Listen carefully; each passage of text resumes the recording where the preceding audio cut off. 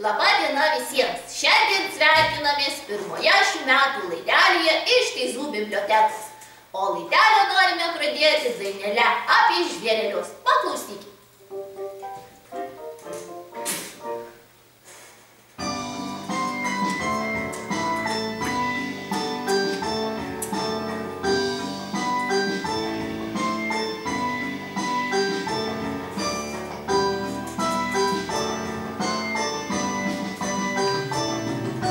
Šoka kiškis, šoka lapė, šoka visi žvėrys.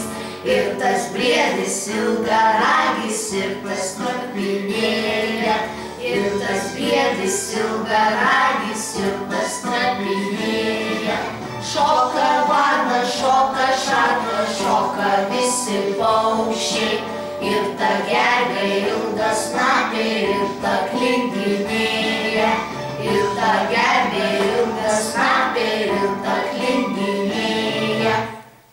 Štai kokia šauni dainelė mūsų pradžiai, o dabar noriu pratęsti mūsų susitikimą eilėraščiu. Paklausykite. Miško žvėrys susirinko, net giraitės miškas linko. Pakalbėję, pasitarę, biblioteką atidarė. Ir Zuikienė iš Teizų ruošė sūnų iš namų. Zuikė triūsė, maudė, prausė, ilgausį, siuvo kelnes ir liemenę, o liemenėje kišenę. Skeltalūpis neužtruko, bibliotekon jis nurūko. Ilgausis net apako, kiek knygelių ten pamatė. Sunkiai rinkos, daug galvojo, ūsus kraipė ir dvejojo, bet galop nusprendė imti miško knygą išsirinko. Apie žvėris paskaitys, jums papasakot bandys. Labą dieną dar kartą. Štai koks eilėraštis apie kiškelį, kuris apsilankė bibliotekoje. Na ir šiandien pas mus lankosi kiškis, ilgaausis, tiesiog briedis, Vilkas Leonas, lapė ilgasnapė, Lilė. Taip, malonu susipažinti. Štai kaip mes šiandien taip įdomiai pradėjome apie žvėrelius ir dainelį, ir eilėraštis, ir mūsų šiandien tema yra knygelė. Kaip vadinasi? Miškas naktį nemiega. O šioje knygelėje yra net 3 pasakos. Zuikių šeimyna, liūdnas vilkas ir kodėl pelėdos naktį ūbauja. O mes aptarsim, kurią pasaką? Liūdnas vilkas. Taip, būtinai ją paskaitykite. O tai tu ir esi tikriausiai tas liūdnasis vilkas, Leonai, taip? Bet pirmiausia, aš norėjau dar paklausti, kaip jūs laikotės šią žiemą, kaip tu kiškelį laikais? Gerai.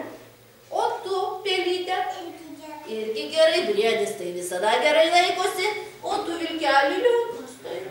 O tu, laputė? Gerai. Gerai viskas tau. Nesušalo žvėreliai? Ne, gerai. Na, tai grįžkime prie tos mūsų pasakos apie vilką.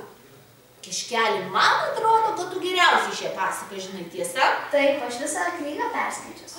Šaunuolis kiškelį, tai gal tu mums pasakytum, kodėl tas mūsų vilkas toks liūdnas? Bet jis neturi draugų. Neturi draugų? O tai kodėl jis neturi draugų? Jis turėjo tik vieną draugę lapę, Lilę. O tu, laputė, ar tikrai esi gera draugė? Gal truputį tu melagė kokį? Ne? Kiškelį pasakyk. Melagė tokia, ji labai gudriai pasielgė. O kaip jinai pasielgė? Pasakė Leonui, kad jis nueitų į ūkininko sodybą aplankyti žvėrelį. Bet tai ūkininko sodyboje tai gyvena gyvulėliai ir jie tikriausiai labai išsigando Leono. Tai Leonai? Taip, jie labai jo išsigando ir niekas nenorėjo net su juo draugauti. O kodėl jie Ir visi net atokiau vaikščiodavo ir jie nenorėdavo jo sutikti. Bet tai kodėl to vilko taip nenorėjo nei miško žvėreliai, nei gyvulėliai?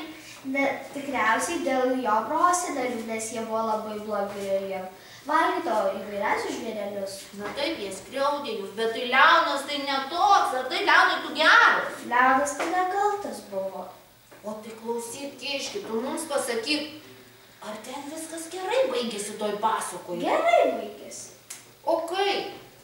Kai jis nuėjo į tą ūkininko sodybą, iš pradžių taip įsigando visi žvėreliai, bet paskui atėjo vienas šuniukas ir pasakė, kad jis jau yra per senas pareigoms sargo. Ir tada jis pagalvojo, kad galėtų vilkas perimti jo pareigas. Ir tu, Leonai, perėmė šuns pareigas? Tai kuo jisai tapo? Vilkšuniu.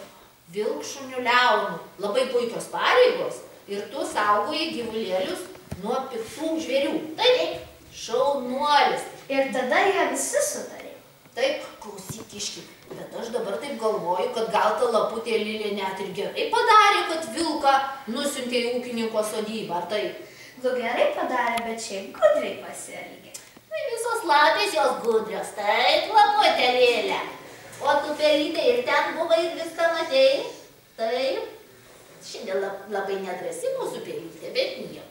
Klausykit, mes čia taip gražiai papasakom apie šitą pasakėlę ir aš labai tikiuosi, kad visi paskaitys šitą knygelę ir kitas tas pasakas, kurių mes šiandien neaptarėme, ir mes lauksime, ko gero gal kas norės nupiešti kokį piešinėlį apie žvėris.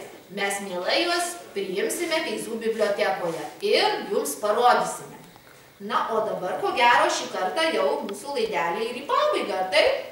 Taip. Mes jau viską pasakojame, ką norėjome ir tikime susitikti kitoje laidelėje. Sakome iki!